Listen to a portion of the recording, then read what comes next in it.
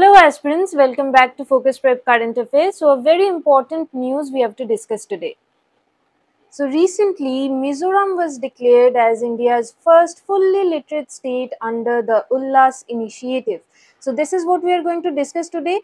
What happened, what is the news, and also we'll understand some key terms and what this Ullas, which was in news, this initiative is all about. Okay. So let's start. See, Mizoram was declared as the India's first fully literate state. Okay, so this is a massive achievement by Mizoram. Now, fully literate state does not mean, understand this, that fully literate state does not mean that Mizoram has reached a 100% literacy rate. No, the literacy rate of Mizoram is 98.2%.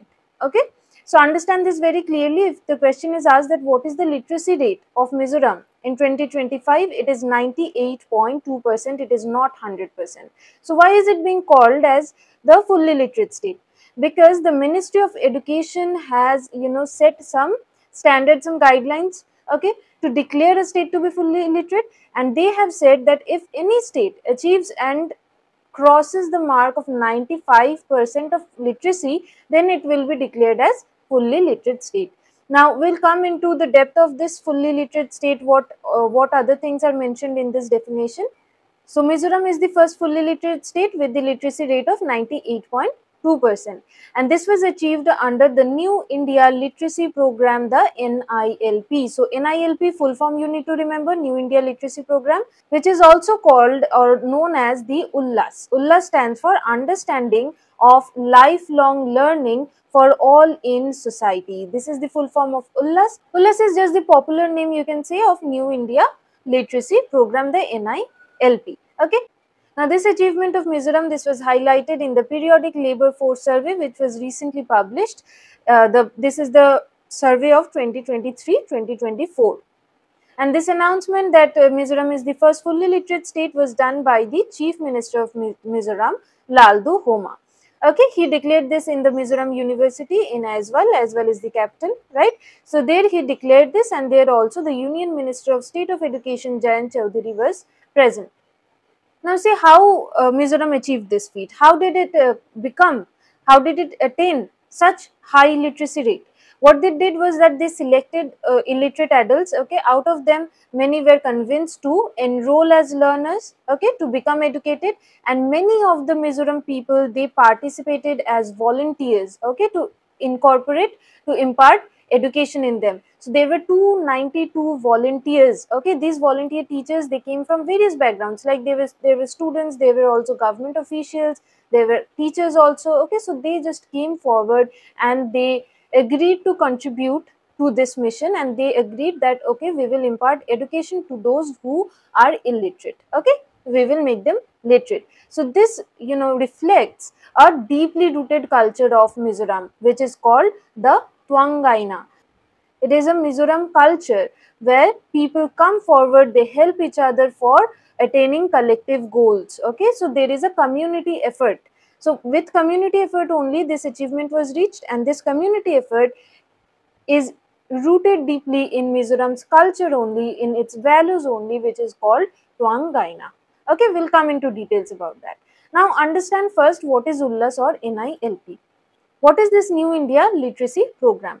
Now it is a centrally sponsored scheme, a flagship scheme of Indian government, which aims to provide functional literacy to all the adults who are either 15 years old or above that. Okay, so this is a flagship scheme of the government of India.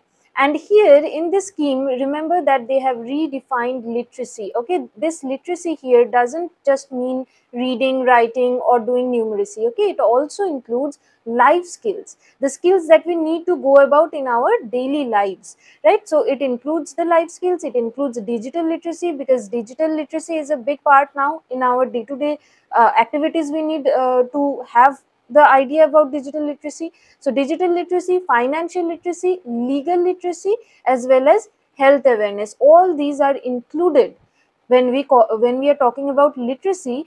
All these are included in this NILP. Okay. Now what is a centrally sponsored scheme? What is a centrally sponsored scheme? Centrally sponsored schemes are generally schemes which are funded heavily by the central government. Okay, so both the central and the state, they both contribute some things in the fund, but it is heavily funded by the central. So most of it, right? So it can be like a 70-30 division, right? Or it can be a 90-10 division. Usually it is a 90-10 division for the northeastern states, right? So 90% is paid by the central government and 10% by the state government in case of northeastern states. Okay, it is not exactly this ratio for this particular scheme, but most of the centrally sponsored schemes have this kind of funding division. Okay, and in case of centrally sponsored schemes, these are generally implemented by the state. Okay, so implementation in case of these schemes are by the state itself, but the funding, the higher part of the funding comes from the central. Okay, these schemes are generally regarding, all the subjects that fall under the state list or the concurrent list, right? There are three lists in our constitution, if you remember, right? There are three lists: the central list, the state list, and the concurrent list. So education, it falls under the concurrent list. So these kind of initiatives which fall under these concurrent lists or state lists fall under the centrally sponsored scheme. Okay, these are social benefit schemes. Now, what are the key components of this ULLAS or NILP? The key components are foundational literacy and numeracy. So first step is that one has to have the basic literacy. So the first and foremost thing is foundational literacy and numeracy. So the basic reading, writing skill and basic mathematics one should be able to do to become literate. So this is obviously one component. Second is critical life skills. So essential day-to-day skills, whatever skills we need in day-to-day functioning, that is also a key component of this scheme. Then there is basic education, the foundational education, right? That can also be without formal schooling. You can be homeschooled, but you should know the basic education, right? The fundamentals of education.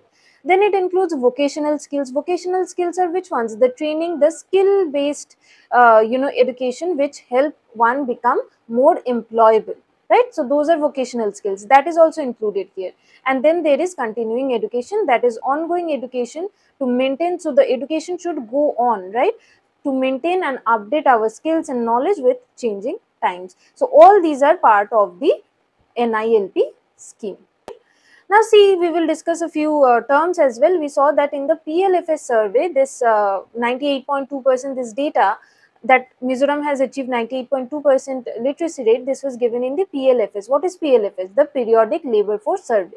What is this Periodic Labour Force Survey? It is the survey that is done by the NSSO. Okay, NSSO is the National Sample Survey Office, which falls under which ministry? The Ministry of Statistics and Program Implementation. Okay, so they do this survey. Why? To find out the employment and unemployment levels in the country. Okay, so PLFS, this data, the data was given by the 2023-2024 PLFS survey. So it is done by which organization? NSSO, which falls under which ministry? The Ministry of Statistics and Program Implementation. Okay, and what does PLFS measure? It gives the measure of employment and unemployment within the country. Okay. Now let's come to the definition of fully literate state. As I already told you, the Ministry of Education, they have defined a fully literate state to be one that crosses the 95% mark. So any state with higher literacy than 95%, okay, 95% or more people, if they are literate within a state, then it will be declared as fully literate state. Okay. And here also literacy is not limited to just reading, writing and the basic education. It also includes comprehension and the basic life skill. Comprehension is the understanding, right? It is the understanding of, it is comprehending what's going on, surrounding whatever is going on around us. Having a basic understanding and comprehension level of that is also included, and the basic life skills to go on in our daily lives. Okay.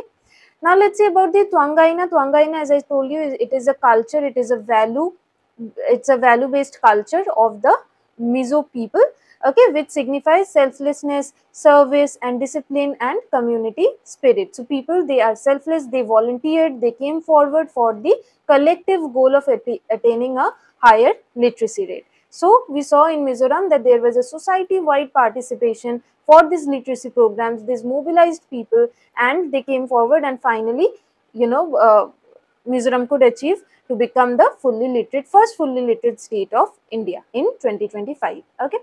Now here just important fact is that what was the literacy level in the 2011 census? For Mizoram it was the 91.33%. So here this becomes important since this was in news. This question can also be asked that what was the literacy rate of Mizoram in the 2011 census? So it was 91.33% and now it is 98.2%, right? The rank of Mizoram in 2011 census was third. So the top state was Kerala with the highest literacy, then it was Lakshadweep, and in the third ranking there was Mizoram as per the 2011 census. So this data is also important. So this is all that we needed to understand from this particular news. Thank you everyone.